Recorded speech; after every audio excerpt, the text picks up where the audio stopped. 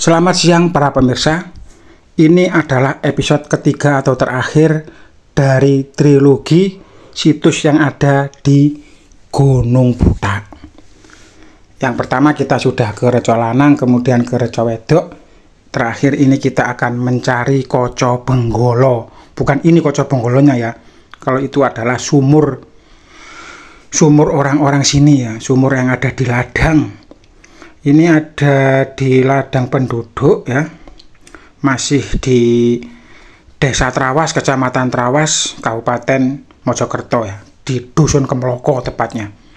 Ini ada banyak pohon-pohon pisang dan beberapa buah-buahan seperti mangga dan yang lain sebagainya. Terlihat di depan itu Gunung Penanggungan pemirsa ya.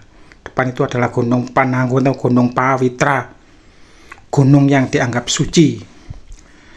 Nah, kita akan mencari Watu Koco ya, atau Koco Benggolo. Kebetulan kita diantar oleh Mas yang pakai baju merah itu ya. Wih, terlihat gagah ya. Gunung Penanggungan dan Gunung Bekel ya. Yang sebelah kiri itu Gunung Bekel, yang tinggi itu Gunung Penanggungan. Wih, sahdu sekali di sini pemirsa. Depan saya ini loh. Waduh. Jadi suasananya benar-benar syahdu di sini ya. Untungnya tadi kita ketemu dengan salah satu penduduk ya. Mas siapa saya lupa tadi. Dia rela mengantarkan kita. Karena memang letaknya jauh ya.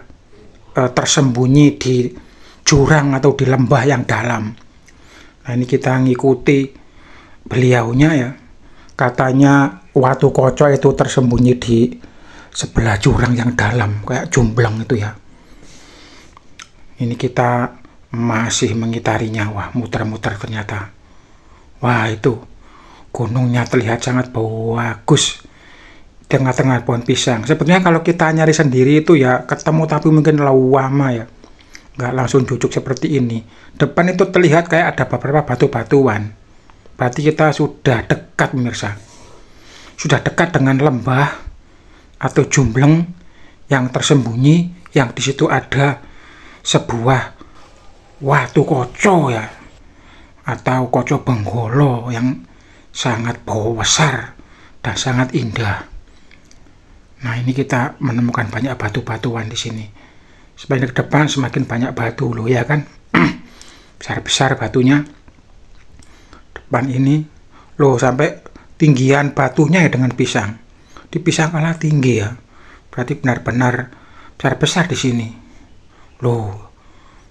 Berarti kita sudah dekat ini. Loh, terlihat Gunung Butak terlihat dengan jelas, yang menyimpan banyak peninggalan-peninggalan sejarah ya.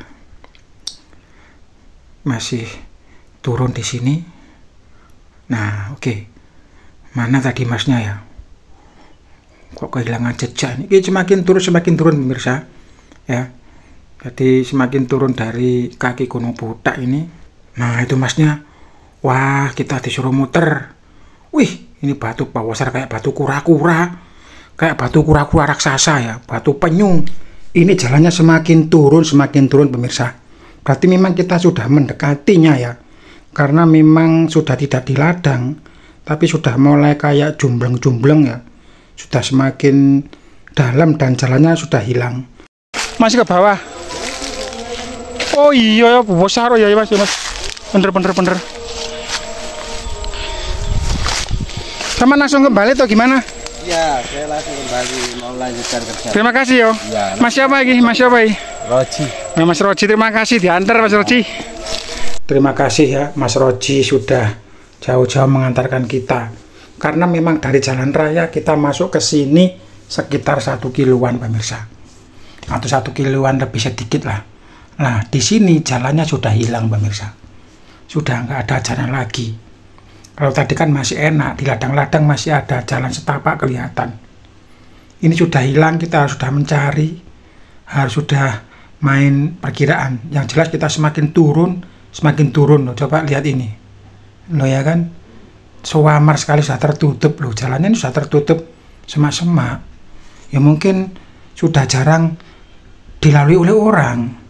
Kalau orang nggak perlu, orang nggak penting ke sini pasti nggak akan mencari batu koco ini ya, kalau nggak ada kepentingan yang mendesak atau apa itu. Nah itu Gunung Butak masih terlihat samar-samar di belakang. Depan itu kelihatannya pemirsa, karena ada pohon bau besar, bener. Biasanya sesuatu benda itu ada di pohon besar, apakah itu makam, apakah situs, atau benda-benda bersejarah banyak berada di pohon besar. Oh bener ternyata. Rayu kulon nuwun, assalamualaikum. Nah ternyata ini pemirsa, kelihatannya batu ini loh bener banyak batu-batu di sini. Lah ini pohonnya sangat besar, pohonnya agak miring ternyata ya, batu-batu besar ini loh watu koconya yang ini pemirsa, loh bener kan, masya Allah, loh bau besar sekali ya. Mungkin tengah-tengah dulu itu ada kacanya dulu untuk bercermin sini. Coba saya bersihkan dulu di sini. Oh besar sekali, sampai ini cermin raksasa ini. Tapi kalau yang megang reco wedok ya masih masuk akal sih. Lah ini sudah jurang ya, sebelah kiri ini sudah jumbleng yang sangat dalam.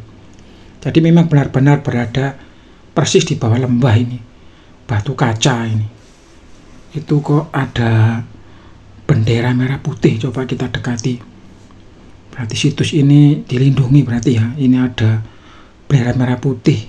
Kok putih merah? Waduh.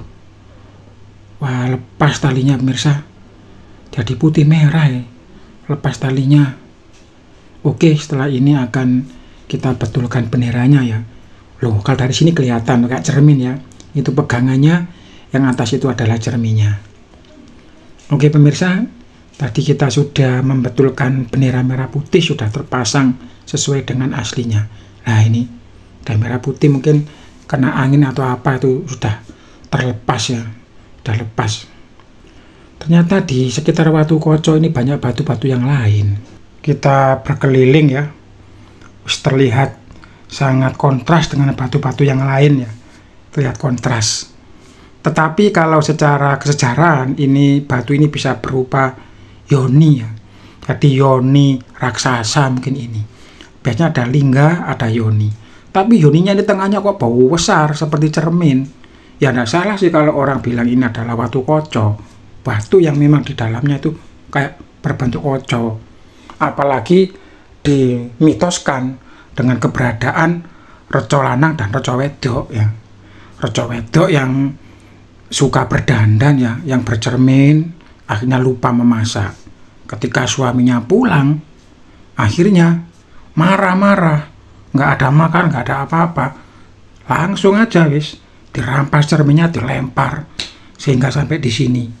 Sedangkan istrinya langsung minta maaf wis, langsung sujud menjadi reco wedok, sedangkan reco lanang sendiri diam bertapa dan akhirnya juga ikut membatu.